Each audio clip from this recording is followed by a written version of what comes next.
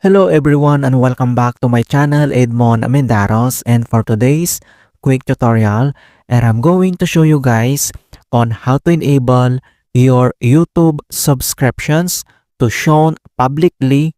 So if you want everyone who comes to your YouTube channel to be able to see who you are subscribed, and then I'll show you how to do that. And without further ado, and let's go ahead. So, all you have to do is to open up on your YouTube channel. So, kailangan lang natin i-open ang ating YouTube channel and open lang natin ang ating Chrome browser. And once na dito na tayo sa ating YouTube channel, so dito lang sa top right corner, so kailangan mo lang i-click yung ating YouTube profile.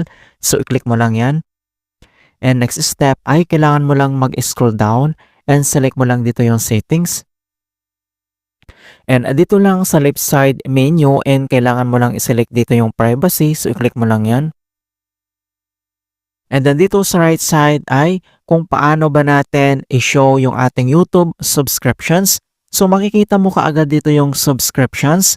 And then, keep all my subscriptions private. Your subscriptions won't be visible to others unless you use features that make them public. Okay, so kung paano ba natin ito show? So, makikita mo dito yung kanyang button. So, i-toggle on lang natin or enable. So, i-click mo lang yan. Alright, so ibig sabihin ay naka-enable na siya or naka-turn on. Okay, so ganun lang po kasimple on how to show YouTube subscriptions publicly.